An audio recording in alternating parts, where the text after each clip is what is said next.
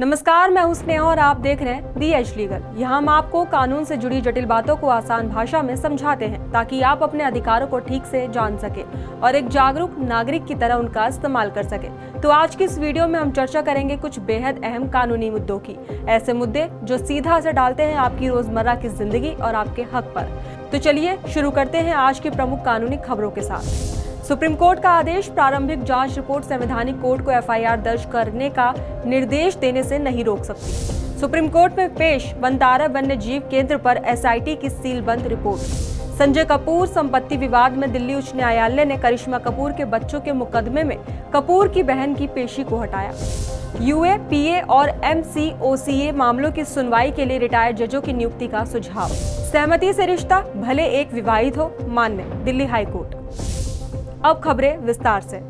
Supreme court ने हाल ही में कहा कि जांच एजेंसी द्वारा की गई प्रारंभिक जांच रिपोर्ट किसी संवैधानिक न्यायालय को ये निष्कर्ष निकालने से नहीं रोक सकती कि आरोप प्रथम दृष्टया संज्ञेय अपराध का खुलासा करते हैं और एफआईआर दर्ज करने का निर्देश देते हैं। अदालत ने प्रदीप निरंकार नाथ शर्मा बनाम गुजरात राज्य मामले में अपने हालिया फैसले का हवाला दिया, जिसमें कहा गया कि जब प्रथम दृष्टया संज्ञेय अपराध का खुलासा हो तो एफआईआर दर्ज करने से पहले शिकायतों की सत्यता की जांच करने की आवश्यकता नहीं है। कोर्ट ने ललिता बनाम उत्तर प्रदेश सरकार एवं अन्य मामले में दिए गए फैसले के सिद्धांत पर भी ध्यान दिया है, जहां सूचना एवं संज्ञेय अपराध का खुलासा होता है वहां सीआरपीसी की धारा 154 के तहत एफआईआर दर्ज करना अनिवार्य है।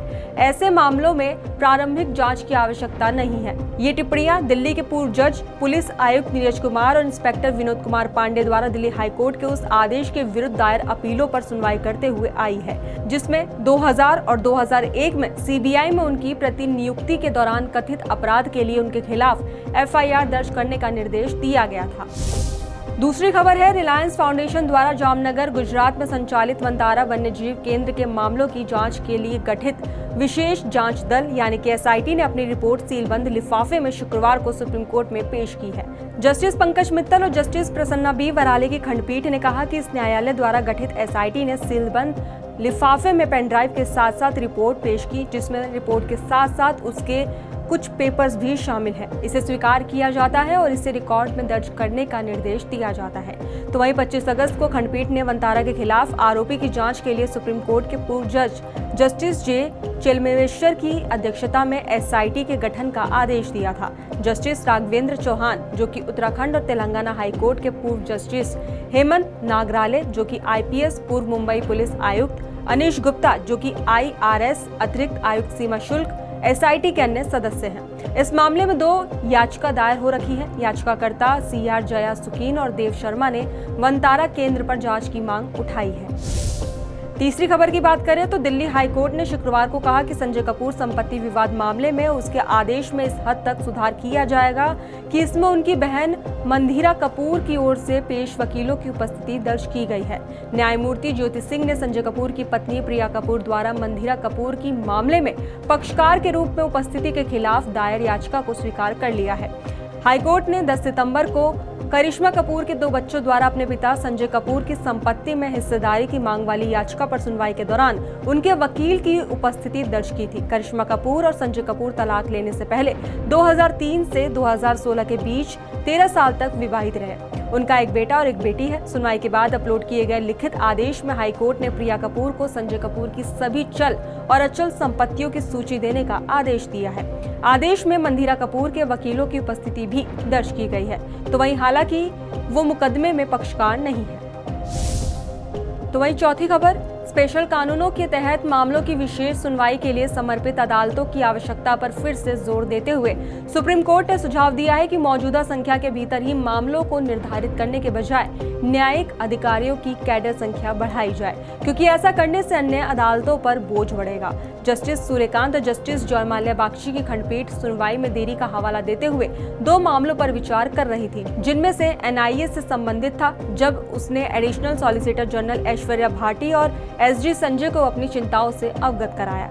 तो वहीं खंडपीठ की ओर से दिए गए इस सुझाव पर प्रतिक्रिया देते हुए दोनों एडिशनल सॉलिसिटर जनरलों ने आश्वासन दिया कि उच्चतम स्तर पर संयुक्त बैठक आयोजित की जाएगी और स्पेशल कानूनों के तहत शीघ्र सुनवाई के लिए स्पेशल कोर्ट की स्थापना के संबंध में एक प्रस्ताव पर विचार किया जाएगा। ऐसे में अदालत ने अपने आदेश में दर्ज किया कि ऐसी बैठकें भारत सरकार के संबंधित सचिवों, विशेष बलों के प्रमुखों, दिल्ली पुलिस आयुक्त और दोनों राज्यों के हाईकोर्ट के स्तर पर आयोजित की जाएगी।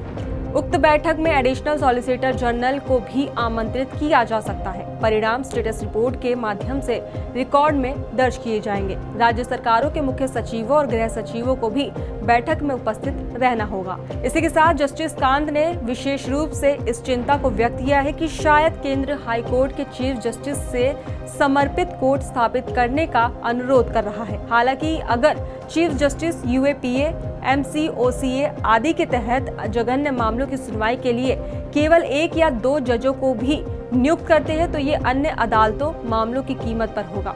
इसके बजाय अदालतों की कैडर संख्या बढ़ाई जानी चाहिए। तो वहीं आखिरी खबर है, दिल्ली हाईकोर्ट ने कहा कि 2 वयस्कों के बीच का संबंध अगर उनमें से एक विवाहित हो तो अदालतें पुराने नजरिए से नहीं देख सकती हैं। कोर्ट ने यह भी स्पष्ट किया है कि न्यायाधीश अपनी व्यक्तिगत नैतिकता ऐसे व्यक्तियों पर थोप नहीं सकते। जस्टिस स्वर्णा कांत शर्मा ने कहा कि अगर 2 वयस्क भले ही उनमें से एक विवाहित हो, साथ रहने या फिर शारीरिक संबंध बनाने का निर्णय लेते हैं तो उन्हें अपने निर्णय के परिणामों की जिम्मेदारी भी उठानी होगी। न्यायाधीश अपनी व्यक्तिगत नैतिकता उन पर थोप नहीं सकते। साथ ही अदालतें ये भी अनदेखा नहीं कर सकती कि आज शिक्षित वयस्क रिश्तों को ऐसे नजरिए से देखते हैं जो पहले स्वीकार्य नहीं था। इसी के साथ कोर्ट ने कहा कि न्याय व्यवस्था को ऐसे मामलों को उसी दृष्टिकोण से देखना चाहिए। फैसला सुनाते समय उपदेशनात्मक या फिर नकारात्मक न होकर बल्कि इस जिम्मेदारी को स्वीकार करते हुए कि वयस्क अपने फैसलों के लिए खुद उत्तरदायी है। इसी के साथ कोर्ट ने यह भी माना कि जब कोई शिक्षित महिला ये जानते हुए भी किसी विवाहित पुरुष के साथ संबंध बनाए रखती है तो वो उस निर्णय की जिम्मेदारी भी खुद लेती है। उन्होंने ये भी कहा कि ऐसी महिला को ये समझना होगा कि वो रिश्ता शादी तक नहीं पहुंचेगा या आगे चलकर बिगड़ सकता है। कानून को हमेशा इस तरह के असफल लेकिन आपसी सहमति से बने रिश्तों को सुधारने का साधन नहीं बनाया जा सकता है। तो ये थी आज की लीगल कानूनी खबरें। अगर आपको ये जानकारी महत्वपूर्ण लगी हो और काम की लगी हो तो दी एज लीगल को सब्सक्राइब करना न भूलें।